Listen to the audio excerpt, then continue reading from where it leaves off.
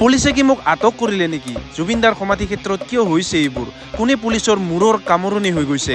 কি ক'লে পুলিচ বিষয়াজনে ৰাতি সুৰাপান কৰি অহাসকলৰ কথা? আচলতে কোন আছিল জুবিনদা? মৃত্যুৰ দিনা গাবলৈ গান বা আপুনি প্ৰাৰ্থনা ক'ব পাৰে এটা লিখি থৈ যোৱাৰ পৰা চিতাত জাপিবলৈ নিজে ৰোৱা চন্দন গছজোপাৰ কাঠ ব্যৱহাৰ কৰিব পৰাকৈ থৈ যোৱা মানুহ আছিল জুবিনদা। প্ৰতিটো পৰিস্থিতিৰ সৈতে মিলি যোৱাকৈ গীতবোৰ নিজে গাই থৈ যোৱা মানুহ আছিল জুবিনদা।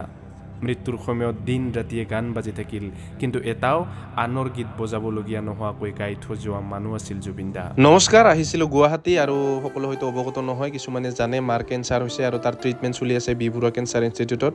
আৰু বৰ্তমান আছোঁ মই পোহৰ বুলি এটা গেষ্ট হাউচত, আৰু মোৰ লগত ইফালে পংকজ আছে, মানে গাড়ী চলাত অলপ হেল্প কৰিবৰ কাৰণে। অকলে বহুত দূৰ চলাব নোৱাৰোঁ মানে মই, আৰু ইফালে কস্তুৰী বাচন থৈ আছে। এই গেষ্ট হাউচটোত মানে খোৱা লোৱা নিজে বনাই খাব পাৰি আৰু ইফালে বহি পেলাই খাব পাৰি। প্ৰাইচবিলাকো একদম এফৰ্ডেবল হয়, একদম কম খৰচতে। ইফালে বি বৰুৱা যিটো কেঞ্চাৰ ইনষ্টিটিউট হয়, একদম তাৰ ওচৰতে লোকেশ্যনত পোহৰ বুলি মাৰিলে ওলাইয়ে যাব। কেতিয়াবা ইফালে আহিব লগা হ'লে মানে দৰকাৰ লাগি যাব পাৰে, চ' মই বৰ্ডটো ইয়াত দেখাই দিছোঁ, আপোনালোকৰ নাম্বাৰকেইটা নোট কৰি ল'ব পাৰে। আৰু ইফালে চাব পাৰে বান্দৰীৰ পৰা সুন্দৰী হোৱা প্ৰক্ৰিয়া চলি আছে বৰ্তমান।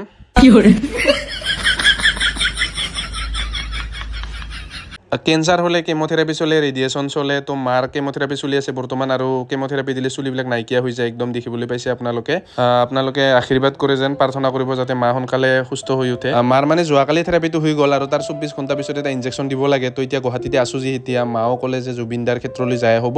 তো মই ভাবিলোঁ মাক এবাৰ দেখুৱাই লৈ আনো। তো এতিয়া আমি যোৰাবাটেৰে গৈ আছোঁ, গাড়ীত আছোঁ আমি 4টা। আচলতে বহুতে কমেণ্টত সুধি থাকে, মেছেজতো সুধি থাকে, বোলক দা মা এতিয়া কেনেকা, বোলক ভাইটি মা এতিয়া কেনেকা। তো মই ভাবিলোঁ এই ভিডিঅ'ৰ জৰিয়তে অলপ জনাই দিওঁ যে মা এতিয়া অকণমান সুস্থ হৈছে, কিন্তু এই বেমাৰটো পতককৈ কোৱা নাযায় যেতিয়ালৈকে ডক্টৰে নকয়। মানে যিহেতু আমি হস্পিটাললৈ বুলিহে আহিছিলোঁ, তো জুবিনদাৰ কাৰণে তেনেকুৱা স্পেচিয়েল একো অনা নহ'ল, সেইকাৰণে কস্তুৰী আৰু মায়ে গামোচা চাকি থোপ কিবা কিবি ইয়াতে কিনি আছে। আৰু ইফালে আমাৰ ফেমিলি মেম্বাৰ দুজন লগ পালোঁ ভিডিঅ' চাই বোলে, আৰু এনেকুৱা ভাল লাগে বাৰু লগ পালে। তো এনেকৈ ফুল চুল কিবা ল'লোঁ জুবিনদাক তাতে দিয়াৰ কাৰণে। আৰু এটা কথা আপোনালোকে ভাবিছেনে নাই নাজানো, জুবিনদাই জীয়াই থাকোঁতেওতো কৰ্মস্থাপন সকলোকে দিছিলেই। এতিয়া কায়িকভাৱে নোহোৱা হৈ যোৱাৰ পিছতো ইয়াতে কোনোবাই দোকান খুলিছে বা কোনোবাই গান গাইছে, যেনেকৈ নহওক মানে জুবিনদাই কিন্তু কৰ্মস্থাপন দি গৈছে। মানে এতিয়া হৈছে জুবিন ক্ষেত্ৰ, আৰু হয়তো ইয়াতে আমিতো অহা নাছিলোঁ সিদিনাখন, ইয়াতে হয়তো চব গছবোৰত মানুহ আৰু মানুহ হৈ আছিল, লোকাৰণ্য হৈ আছিল। আচলতে কোন আছিল জুবিনদা? ভাৰত চৰকাৰে কি দিবহে মোক? আমিহে ওলটাই চাহ দিছোঁ, গড় দিছোঁ আৰু জুবিন গাৰ্গ দিছোঁ বুলি বুকু ফিন্দাই ক'ব পৰা মানুহজন আছিল জুবিনদা। এখন মঞ্চত থিয় হৈ সত্ৰাধিকাৰক চৰকাৰক সৎ সাহসেৰে বুকুত উদয় হোৱা প্ৰশ্নবোৰ খোলাকৈ মুকলিকৈ সুধিব পৰা মানুহ আছিল জুবিনদা। গান গোৱা মানুহ এজনে চিনেমা এখন বনালে, তাকো দৌৰি দৌৰি মানুহক চাবলৈ নিব পৰা একমাত্ৰ মানুহজনেই জুবিনদা।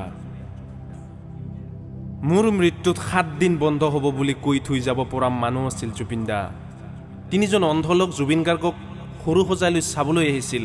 তেওঁলোকে জানিছিল, ভালকৈয়ে জানিছিল যে জুবিন গাৰ্গক চাবলৈ চকুৰ পোহৰৰ প্ৰয়োজন নাই, বুকুৰ পোহৰেই যথেষ্ট। হাজাৰ হাজাৰ মানুহ হোৱা তেওঁৰ অনুষ্ঠানবোৰত আৰক্ষীয়ে চম্ভালিব নোৱাৰাকৈ উৎপাত কৰে তেওঁৰ অনুৰাগীয়ে।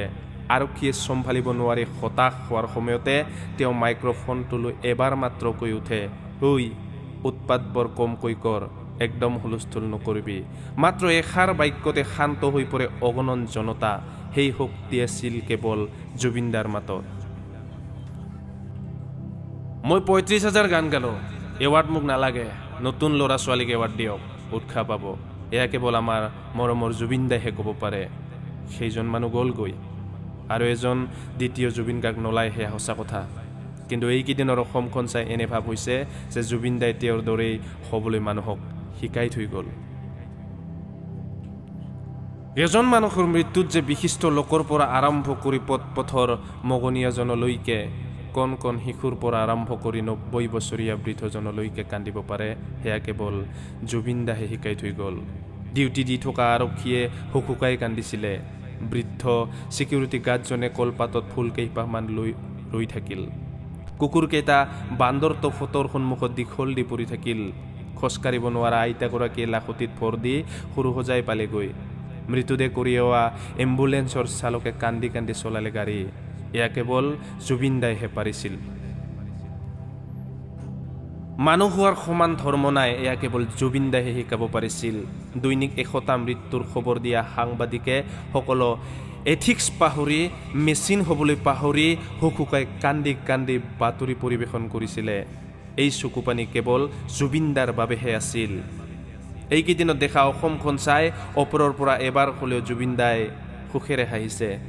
মনে মনে চাগে তেওঁ কৈছেও, মোৰ অৱৰ্তমানত ইহঁতবোৰে মোৰ অসমখনক অসম কৰি ৰাখিব। ইয়াতকৈ মোৰ আত্মাক আৰু কি লাগে? ইয়াতকৈ বেছি আৰু মই বিচাৰিছিলোনো কি? মৃত্যুৰ পিছতো যে কাৰোবাৰ সমাধিস্থল মন্দিৰলৈ পৰিৱৰ্তিত হ'ব পাৰে, এয়া মই জীৱনত প্ৰথমবাৰ দেখিলোঁ। আচলতে বহু নোহোৱা নভবা ঘটনাই প্ৰথমবাৰ দেখিলোঁ। মৃত্যুৰ পিছতো মানুহক কৰ্মসংস্থাপন দি যোৱা, চিনেমা বনাই সকলো ৰেকৰ্ড ব্ৰেক কৰা। বাৰু কি ক'ম? তেখেতৰ বিষয়ে যিমান ক'লেও কমেই যেন লাগে। আজি নকওঁ আৰু দিয়ক।